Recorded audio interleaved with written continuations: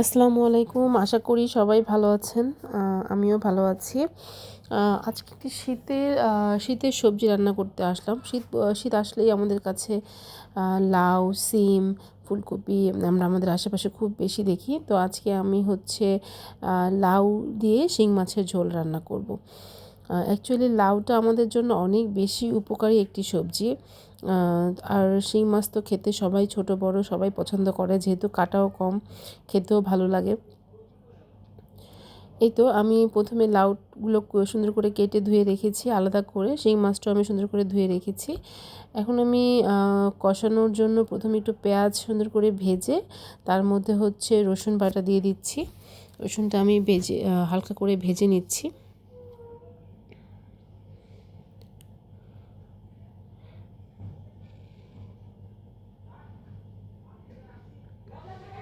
দেখতেই পাচ্ছেন রসুনটা আমি হালকা করে ভাজছি।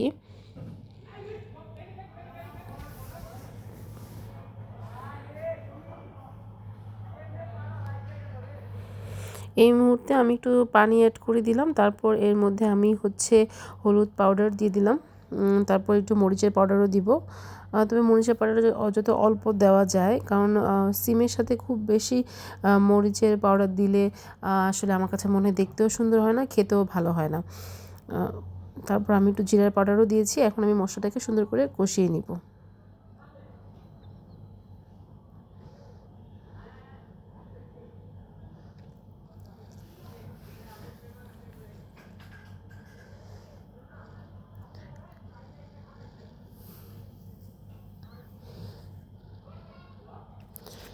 এই তো মশলাটা সুন্দর করে আমি কষিয়ে নিচ্ছি।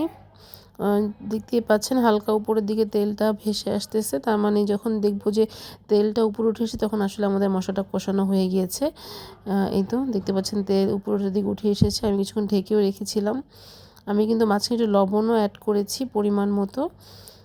এরপর আমি একটু কাঁচামরিচ দিয়ে দিলাম। এখন আমার কাছে রাখা শিং মাছগুলো আমি হালকা করে মশলাতে কষিয়ে নিব। যেহেতু শিং মাছগুলো দেশি শিং, আমি এটাকে খুব বেশি ভাজবো না, কারণ ভাজলে ভালো লাগবে না। আমি জাস্ট একটু কষিয়ে রান্না করব।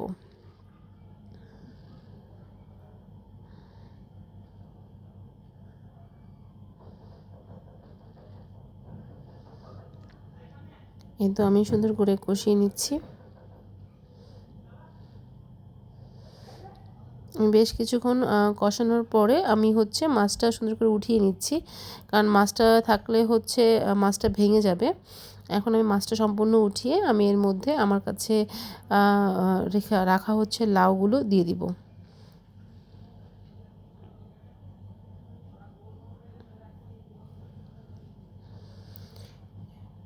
এই তো লাউগুলো সম্পূর্ণ আমি দিয়ে আমি একটু ঢেকে রাখছি। কিছুক্ষণ পরে দেখবেন যে লাউগুলো কমে এসেছে।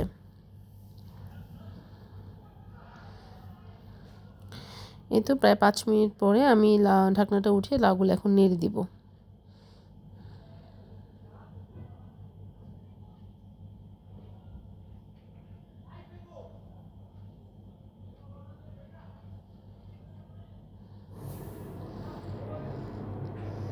এই তো আমি আবার কিছুক্ষণ ঢাকনা দিয়ে রেখেছিলাম।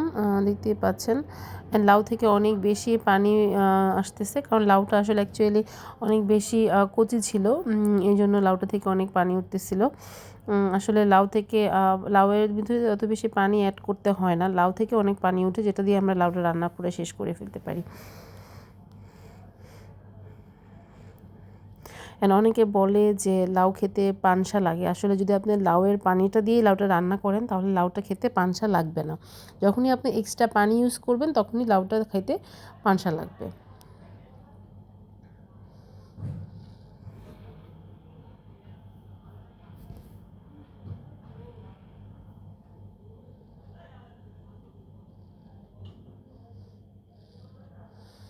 তো আমি একটু দেখে নিচ্ছিলাম যে লাউটা সিদ্ধ হয়েছে কিনা।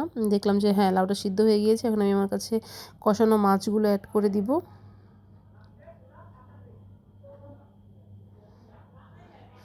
মাছগুলো আমি খুব বেশি নাড়বো না, কারণ যেহেতু মাছগুলো আমি শুধু কষিয়ে রান্না করেছি, বেশি নাড়লে মাছগুলো কিন্তু ভেঙে যাবে।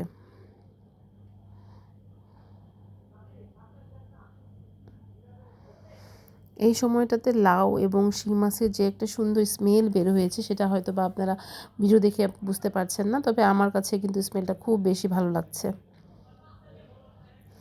মনে হচ্ছে এখন একটু খেয়ে ফেলি।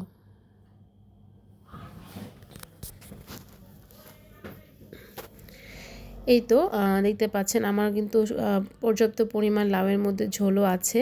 আমি কিন্তু এক্সট্রা কোনো পানিও লাউয়ের মধ্যে ইউজ করিনি। এই তো আমি আরও কিছুক্ষণ রান্না করে নিব। অ্যান্ড সম্পূর্ণটা কিন্তু লাউয়ের পানি দিয়ে আমি লাউটা রান্না করলাম। আপনারা এভাবে রান্না করে খেয়ে দেখবেন, আশা করি আপনাদের কাছে ভালো লাগবে।